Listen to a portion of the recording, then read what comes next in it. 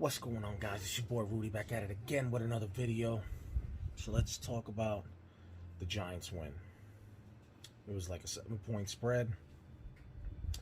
I'm not gonna lie, I was like, we've been pretty close the last couple of weeks, but just couldn't pull off a win against teams that we're capable of being able to beat. Whether you could consider it matches or even, by the way our offenses and defense have been playing, but so beating a better opponent, if you want to say, that are on top of the NFC, that are in top 10 on defense and certain categories, not all, but we're a better team overall than you want to look at it. You know, I was kind of doubtful too. It's been pretty rough. I didn't know if we were going to pull off a win. But let's talk about the Giants, all right? First thing, Giants offensive line played phenomenal. And I mean phenomenal, guys. 0 sacks. The offensive line led that charge, man, on offense. I'm talking, that offensive line played great. Was able to open up some seams a little bit, especially for Saquon. We didn't run the ball great this game, but we got the first downs when we needed them, especially down the running game or in the passing game, all right? Giants offense, 0 sacks. That's all I got to say. No sacks. Nothing, no big penalty that caused us something huge. We downsized our penalties. I know going into week 4, I think we're like 4th most in penalties, and I think it was like 8 penalties a game or something like that, if I can remember. I apologize if that's not correct, but I think it's around 8 penalties a game, and we cut that down in half, I think. I think the Giants only have 4 penalties, but nothing big that caused us plays in the game or caused us points in the game, which has been happening in the last couple of weeks. The passing game. You got to understand and realize this year what the Giants offense is about. And to me, it's big plays. You got to get big plays out there, man. You got John Ross, who's the fastest wide receiver on the team. You got Kenny Golladay. He can go up for 50-50 balls as long as him and Daniel Jones are building a rapport. And look, even though to me Sterling Shepard is the best wide receiver for our team, and he has the best rapport with Daniel Jones, he's not in there. Neither is Darius Slayton. But then again, man, I feel like Darius Slayton is just speed with no hands at times, man.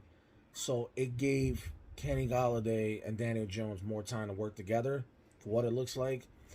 And Kenny Golladay, man, 116 yards receiving. No touchdowns, but 116 yards receiving. That's what we brought him in here for. Big chunk yards, big plays, move the chains.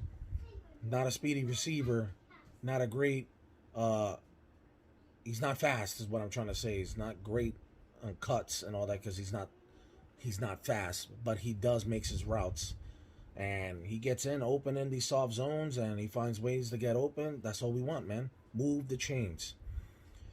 The passing game was huge. Huge. We had 2 massive big plays that was changing the course of this game. One in mid-second quarter, where that pass down to John Ross for 52 yards, a bomb, great connection from Daniel Jones to John Ross. And then in the 4th, late in the 4th, with Saquon Barkley wide open for a 55-yard bomb. Big plays, man. Big plays. Everybody's been emphasizing, talking about, man, you got to open up the playbook, man. Let Daniel Jones, let it fly, man. Daniel Jones has been doing great with no turnovers. Yeah, he threw a turnover right before halftime. It was a Hail Mary. But I don't see, and it was intercepted at the end of the at the end of the half. I don't count that as an interception because he played great the whole game. Saquon Barkley, I said it last week. He's coming up every week. He only had 52 yards rushing, 13 attempts. That's about what, 4 yards a game?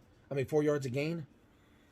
And he caught the ball out there for 74 yards, especially that 54-yard bomb. 116 yards all-purpose, man. Saquon Barkley is coming into his shell, man. He's coming back. The defense made plays when it was needed, man. Holy shit, man. God, through the whole game, man, we were bending, but we weren't breaking. It was looking bad, man, especially that third quarter, man. Early on in the fourth, well, we couldn't even freaking stop a fly swatter, bro. I mean, we couldn't swat a fly. We couldn't stop them on all, man. Dude, we were getting roasted on that defense. It was 21-10 with 7 minutes and 1 second in the fourth quarter. The probability, the winning probability, the odds of the Saints winning the game because I was all day into the Yahoo Sports, my fantasy leagues. I got other fantasy leagues there and FanDuel, but the winning probability on Yahoo Sports was showing a 60.8% chance the Saints had the probability to go win in this game. We came back and strike real fast with that Saquon Barkley 54-yard bomb. At that time, 53.1% chance of probability of the Saints winning the game. We went for that 2-point conversion. Without the 2-point conversion, we wouldn't be here with getting this win. You know, with that 2-point conversion and that touchdown, we had a chance to win. You know, we stopped them on defense when we had to. They killed off almost 4 minutes. We got the ball back. We were to drive down that ball, man, and go into overtime. I would have loved to finish the game, but then again, I was like, well, I mean, it is what it is. We're trying to go down and win the game, man. That's my mentality, but hey, a field goal, it is what it is. But at least we got it overtime. It means it gave us a great chance to go ahead and win. We got that ball in offense, and man, I mean, the Giants were driving to score. The offensive plays, Jason Garrett opening up that playbook. I mean, that offense was going down there in overtime, playing to win that drive. They were not going to let the Saints get back on defense or get back on offense. And they did a great job. Kudos to Jason Garrett's opening up that playbook even more this week, especially knowing what weapons you have, man. Come on, man. It's about damn time. Knowing the weapons that you have. You know, John Ross is a fast wide receiver. Come on, man.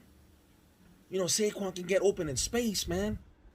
Great job by that offensive line. The defense, they bended, but they didn't break. It was looking rough till that mid-fourth quarter, but the Giants' defense found ways to get off the field and gave the offense a chance to come back.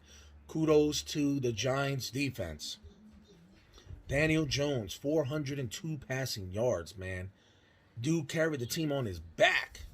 Once again, proving that he belongs in a Giants uniform as the starting quarterback and hopefully the future, as long as he keeps playing well, man. To me, he has no turnovers except for that fumble in week 1 against the Broncos. That interception he threw right before half was a Hail Mary. Man, I don't count that shit at all. I'm proud of the Giants, man, how they played. Defense, they found ways to get off the field. They found ways to disrupt Jameis Winston when we needed to get the ball back on offense. And overall, man, the Giants played a great game, man. All wide receivers were involved. It was good to see. And man, and that is an all-time high. A record for Daniel Jones. It was 402 yards passing, if I'm right. But the Giants played phenomenal, man. We need to get this momentum and keep trying to play better and get better every week, man. And try to take this, man, and see if we can go down to Dallas and get a win, man. It's gonna be Dallas right now is leading the NFC East, but we gotta find a way, man, to get some of these wins on the division side. The Giants are gonna have a tough task next week, playing against a good Dallas Cowboys team. And until now, man, I'm just happy and excited. We finally got this win, monkey off our back, man, because it was rough. And guys, I'll talk to you guys until next time. Peace.